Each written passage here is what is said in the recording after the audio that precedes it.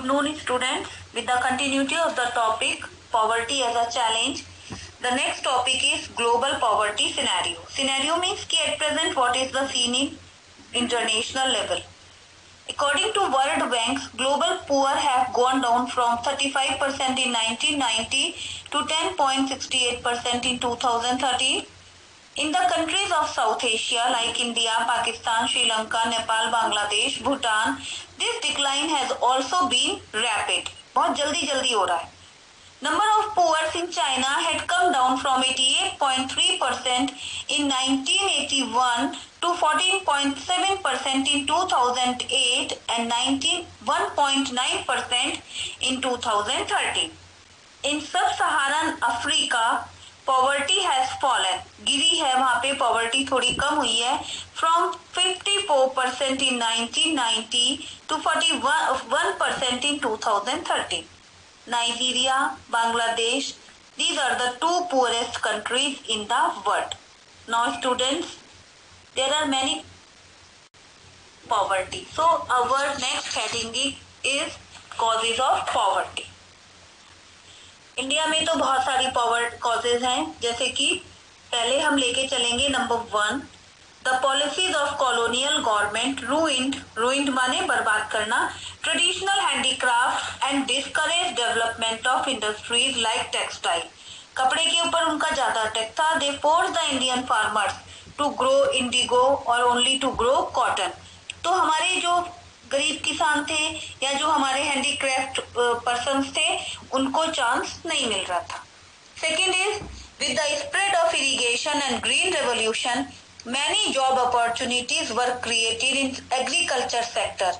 लेकिन job opportunities तो मिल रही थी, बस उनका इफेक्ट जो था वो only limited to some parts of our country.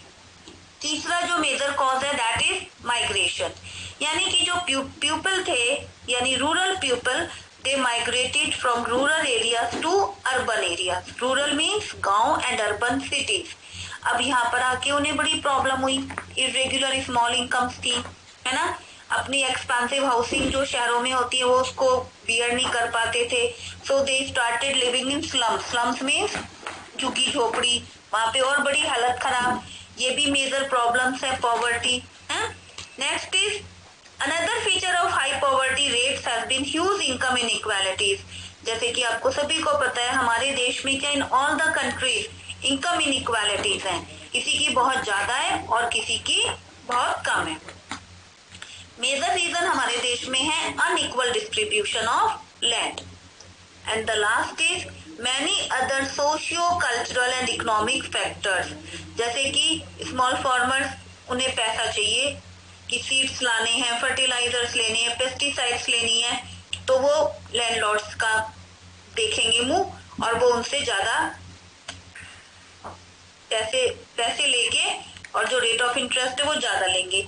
इसके अलावा हमारे यहाँ स्पेशली इन रूरल एरियाज जो स्मॉल फार्मर्स हैं वो रिलीजियस सेरेमनीज पर बहुत खर्चा करते हैं और इसके लिए भी वो बिग लैंडलॉर्ड्स की या रिच पर्सन्स की ऑब्लिगेशंस लेते हैं और they became the victims of indebtedness. Indebtedness माने वो कर्जे में डूब जाते हैं. This is the main reason of poverty.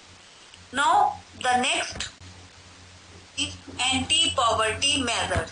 Anti poverty measures माने पॉवर्टी को दूर करने के लिए क्या क्या डेवलपमेंट ऑब्जेक्टिव्स इंडियन गवर्नमेंट ने स्टार्ट किए हैं. The current anti poverty strategy यानी methods of the government is based broadly on 2 plans. Number 1 promotion of economic growth and number 2 targeted anti poverty programmes.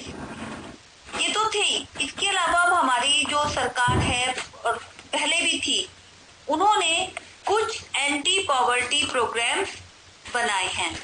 वो 1 by 1 है, वो आप समझते जाइए. नंबर 1 इज प्राइम मिनिस्टर रोजगार योजना. We also call it PMRY.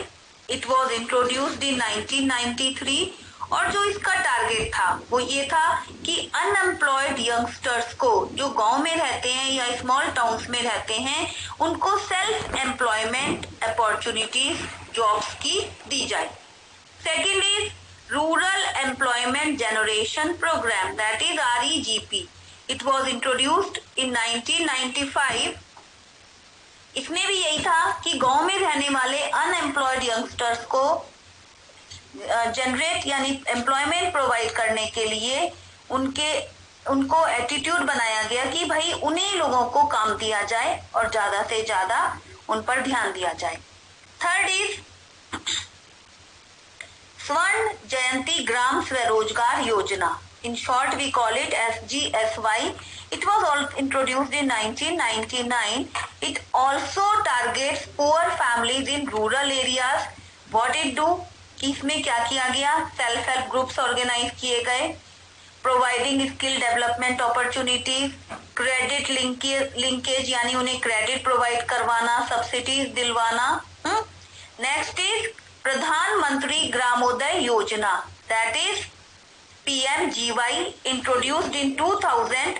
ये रूरल एरियाज में थे, स्पेशली जितने भी ये टारगेटेड प्रोग्राम है ये विलेजेस में ही ज्यादा हुए हैं।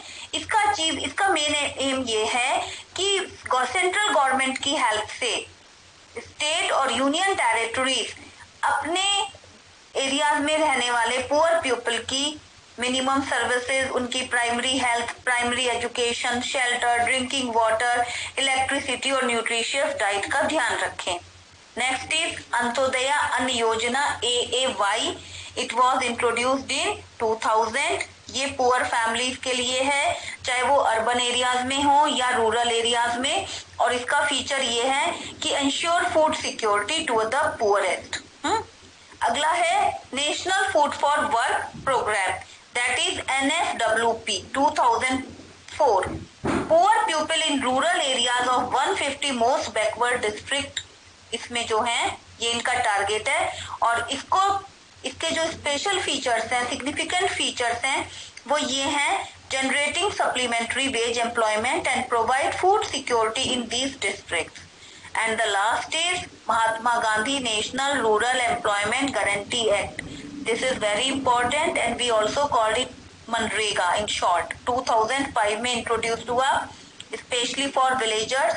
इसमें एम ये था कि it want to enhance the livelihood security of people in villages by guaranteeing 100 days of wage employment। चाहे उन्हें काम मिले या ना मिले, अगर वो इसमें रजिस्टर्ड है अंडर मनरेगा तो उन्हें 100 दिन का आउट ऑफ 365 डेज 100 डेज के वेज दिए जाएंगे। और इसमें अनस्किल्ड पीपल से मैनुअल वर्क लिया जाता है जिससे वो लोग खाली ना रहें और उन्हें हेल्प मिलती रहे। इतना सब कुछ होने के बाद भी we have to face many challenges, जैसे कि ठीक है हम कह रहे हैं कि poverty has decline in India, but despite the progress poverty reduction remains India's most compelling challenge। Second is poverty reduction is expected to make better progress in the next 10 to 15 years। लेकिन इसके लिए higher economic growth होनी चाहिए, increasing stress on universal free elementary education, declining population growth, increasing empowerment of the women and economically weaker sections पर ध्यान दिया जाए। फिर इस समय हमारा जो मेन टारगेट है that is to remove poverty. लेकिन अभी आगे भी बहुत सारे चैलेंजेस हैं, जैसे कि health care, education, job security और equality and dignity for the poor. ये चैलेंजेस हम फेस कर रहे हैं और इसको फेस करने के लिए हमें आगे भी लड़ना